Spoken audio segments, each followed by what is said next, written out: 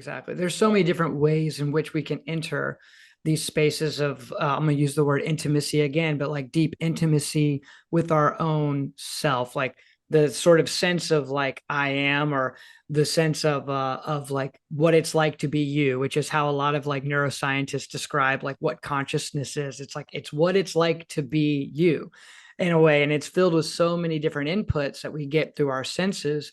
But even when you sort of close down some of those inputs and you just turn your awareness in on itself, you start to realize there is such a rich, deep, vast landscape within your own mind, body to explore and discover. I think the way that our minds like repress information or hold on to certain things, like especially traumatic experiences or experiences we're just not ready to process, how they just get kind of stored inside of us, like eventually it becomes kind of harmful. It's like we have to go in and we have to kind of release these things. We have to empty them out. And I look at like meditative process and processes of self-inquiry or using breath to kind of connect with the mind body as like a way of almost clearing out a lot of the things we're holding on to. It's like creating spaciousness within ourselves. And I think it's from that sense of spaciousness that we can have a greater sense of possibility of what we might be able to bring into our lives. And I think art is a tool for helping people do that as well, for giving people a new lens into reality, a new sense of like perspective on how we might be able to relate to our own experience of life itself, because no one has any answers for anybody at the end of the day. And that's a hard place to be in, but it's also a very beautiful place to be in if you can like kind of embrace the fact of not knowing and being in a space of wonder and curiosity. I think that's something we might be missing culturally, is just a sense of non-judgmental curiosity toward people we don't quite understand, because we're Yeah. seeing such an Oh, yeah. opposite of that right now. Yeah, I couldn't agree more with what you just said. I think like this idea of wonder and like allowing a non-judgmental space of like play and exploration. I feel like those ideas are so beaten out of contemporary culture. And Mm-hmm.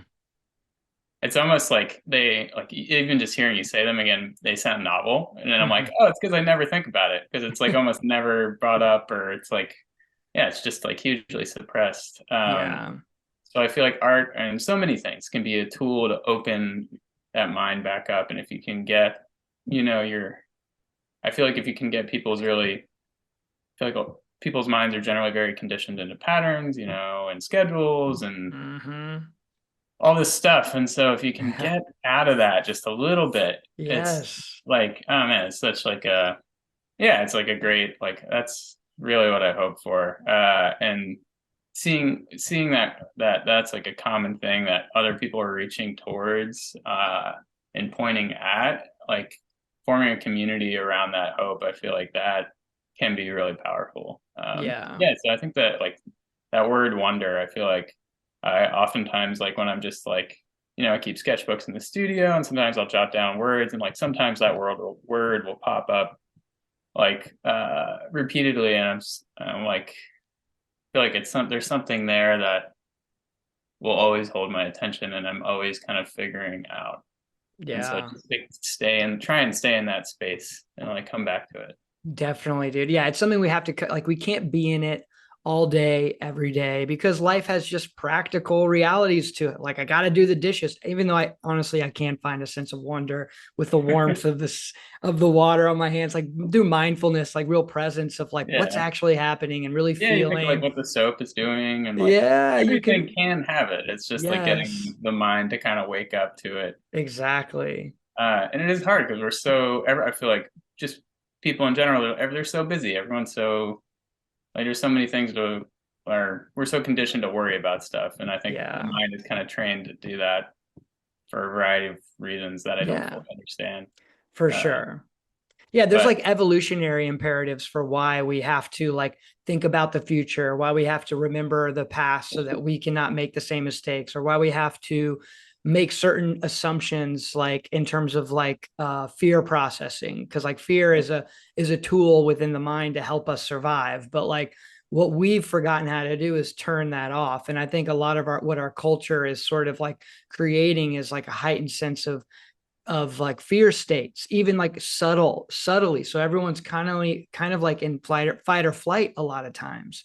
Their adrenaline is spiked all the time because of media, because of Yeah, the news cycle, just always keeping you mhm. on your toes and stuff It- like that. Yeah, it is kind of crazy. I feel like we are, with our mediated understanding of the world, just so conditioned, uh, right, to like perpetually exist in that.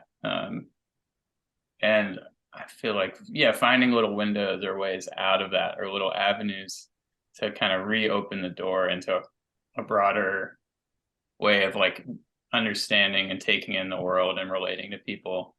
I yeah. feel like we just need more of that. Definitely, dude. And I think what you're doing as an artist is providing that. Like you're providing that space. Yeah, you are. You are. I mean, I'll tell you, I'll affirm you right now, you 100% are. Like because you're creating a sense of wonder and mysteriousness around these images that you're sharing with the world, because it is drawing people into that space of wonder or awe or magic, or just like unknowing space, but in like a safe and protective kind of way, because it's the painting, you know. And I think that sense of wonder is so crucial. I think children, when you look at children, they just naturally have it. They're always so curious about every little thing. I think people who go on like deep psychedelic journeys are always like coming out of them a lot of times like with this refreshed sense of wonder, because they realize there's so much we don't know about our existence. And so the Yeah, existence, I'm like looking at this plant next to me right now, like the existence of this beautiful plant, like there's so much to wonder and so much mysteriousness and magic encoded in my experience of looking at that plant. But a lot of times, you know, we're so numb to it because oh, it's just a stupid plant. Like I've seen that my whole life. And what we have to do is kind of almost strip away our conditioning, like you were speaking, like the patterns that we get locked in. We get locked in these sort of holding patterns of the mind. And so that creates a sense of like that the world is kind of mundane and banal and lacking energy and wonder and excitement. And so we have to have ways in which to pull ourselves out of this sort of trap of the mind.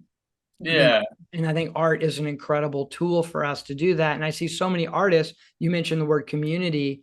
Like I see so many artists.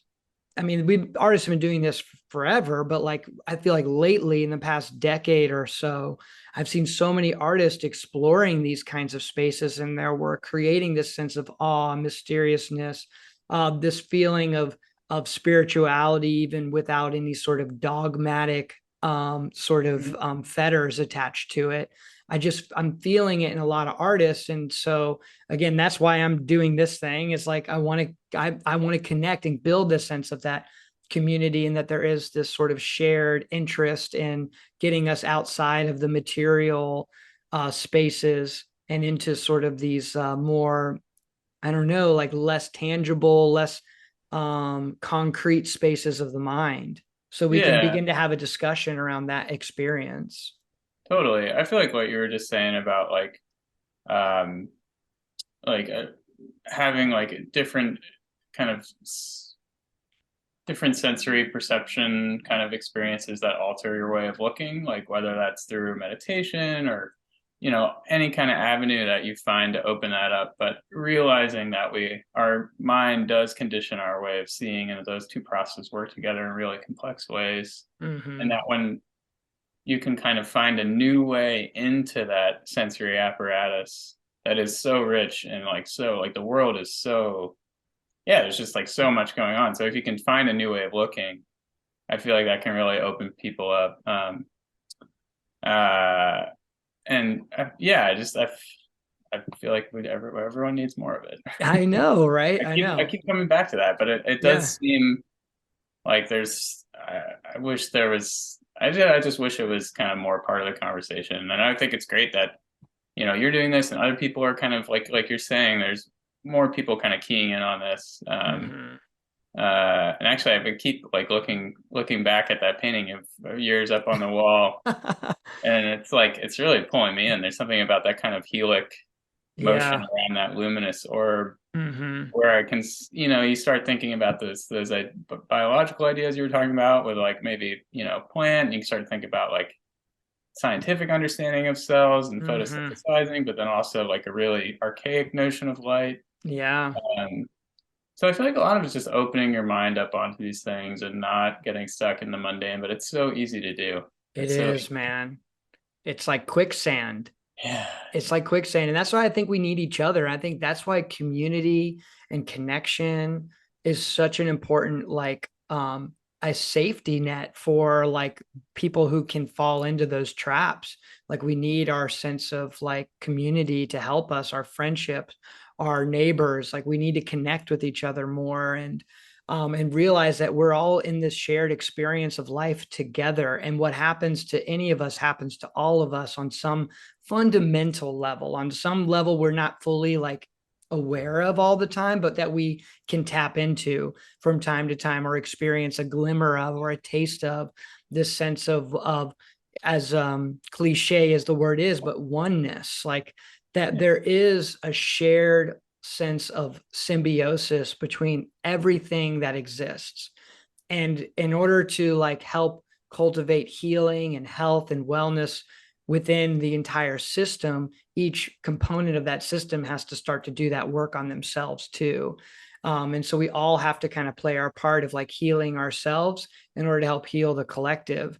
And there are so many tools and processes that we have to use. It's not just like one thing that's going to work. It's not like, oh, I can just do this one thing and it'll take care of everything. But it's like we have to do a bunch of little things, and we have to sort of discover what it is that helps us, like you said, like, oh, kind of break the cycle or break the pattern in the mind. Like what's going to like create a little tear in the fabric that yeah, eventually will open on its own. It's like I think that's in a way what art can do. It's like it can poke holes in the fabric of someone's mind just enough, create a little tear, and maybe nothing comes from it right away, but it's almost like over time, like that little tear will open and open and open, and a whole new world will enter yeah, with time. So like in an idealist version, in my mind, I think that's what art can sometimes do. Sometimes it's not like as immediate and intense as some other sort of experiences, but it's subtle. It can be very yeah, subtle, and but it can still play a role in the opening of the mind totally. itself. Yeah, I love that metaphor you're using, like a basically of a veil for the mind, Yeah. and it's like veiled experiences, veiled ways of seeing. And so there's different ways of, right, either like poking a hole through a veil, or choosing to see the through the veil in a different way, or maybe like seeing through the weave slightly differently, like however you want to metaphorize that idea of cloth and Yeah. understanding. Uh, and so I feel like, yeah, like every way of seeing is some sort of veiled experience. It's like we see through the body, we understand through our mind, and they're all limited, but Mm-hmm. they all offer like potential, because it's like without that way of seeing, like then how else would we understand the world? Mm-hmm. Um, yeah, I feel like that actually that concept of the veil has been something I've been thinking about a lot Yeah. recently, in my studio, and just thinking about it like, it has obvious pictorial connotations for painting, but then also like a broader, right, like you know, uh, broader way of just viewing and greeting the world.